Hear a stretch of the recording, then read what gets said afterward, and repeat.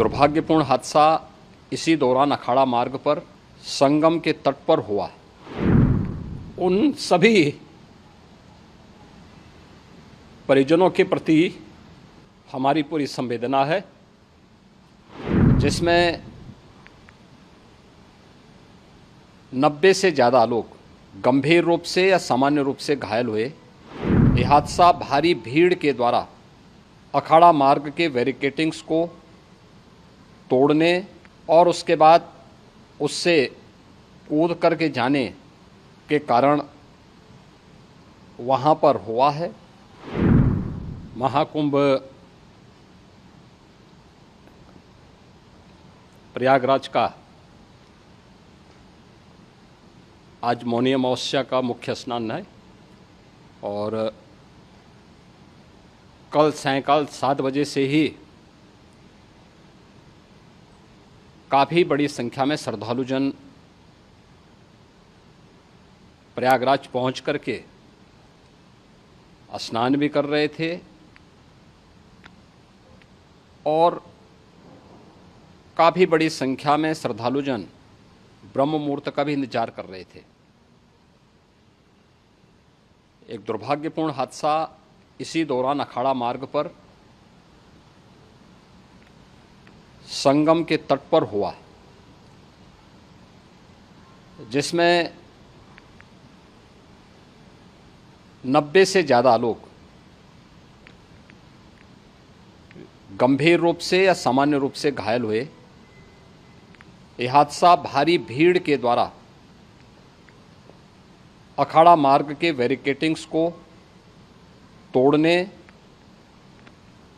और उसके बाद उससे कूद करके जाने के कारण वहाँ पर हुआ है, जिसमें 30 के आसपास लोगों की दुखद मृत्यु हुई है। 36 घायलों का प्रयागराज में उपचार चल रहा है। शेष घायलों को उनके परिवार के सदस्य लेकर के चले गए हैं। घटना दुखद है, मर्माहत करने वाला है।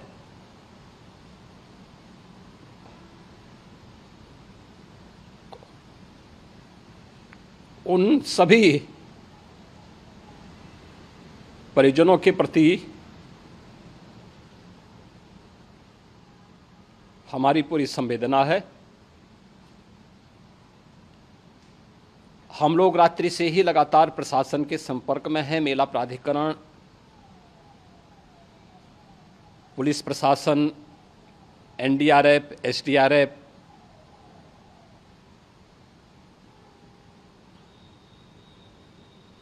और भी अन्य जितने भी व्यवस्थाएं हो सकती थी उन सबको वहां पर तैनात किया गया है। परिणाम उसी का है कि हादसे के कुछ ही देर के बाद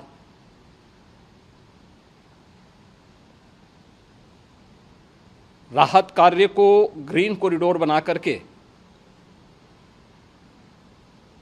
प्रशासन ने, पुलिस ने, एनडीआरएफ और एसडीआरएफ के स्वयंसेवकों ने सभी लोगों को हॉस्पिटल तक पहुंचाने का काम किया है। लेकिन दुर्भाग्य से इस दौरान ये मौतें हुई हैं।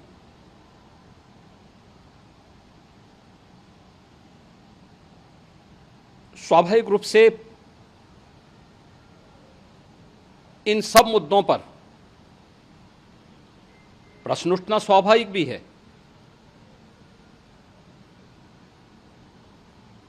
उपचार के बाद बहुत सारे लोग अपने परिवारजनों के साथ जा चुके हैं, उनके परिवार के लोग ले जा चुके हैं। जो बाकी बच्चे हैं उनका उपचार चल रहा है। उपचार के सारे इंतजाम वहाँ किए गए हैं।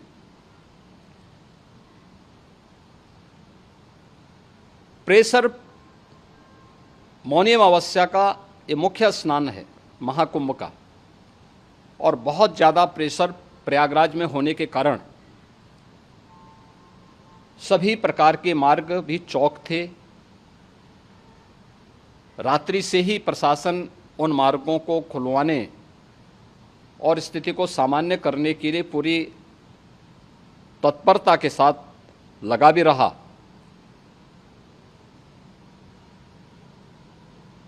ये सभी घटनाओं के बाद, ये जो हादसा हुआ है, इस हादसा के बाद वहाँ पर अखाड़ों ने जो आज अमृत स्नान ब्रह्म मुहूर्त में 4 बजे से प्रारंभ होना था, मेला प्राधिकरण के अनुरोध पर उन्होंने स्थगित किया था। अपराह्न में अमृत स्नान प्रारंभ हुआ, जिसमें सभी अखाड़ों ने और अन्य जो सहयोगी संस्थाएं हैं उन लोगों ने इसमें भाग लिया।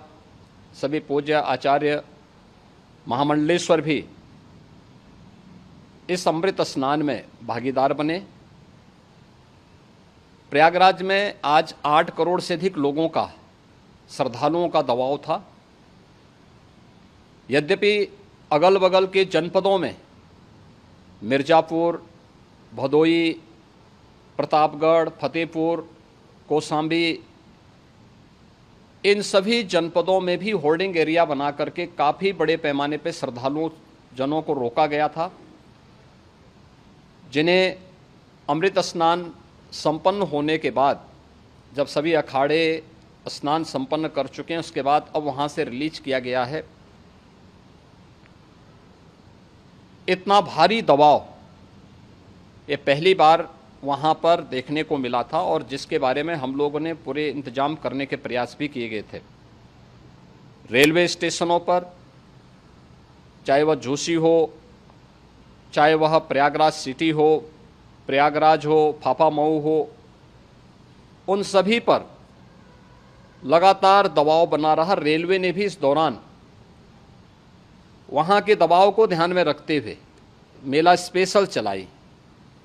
रूटीन और मेला स्पेशल को मिलाकर के लगभग 300 से अधिक ट्रेन रेलवे के द्वारा अब तक चलाई जा चुकी हैं, और जिससे श्रद्धालु जनों को उनके गंतव्य तक पहुंचाया जा सके।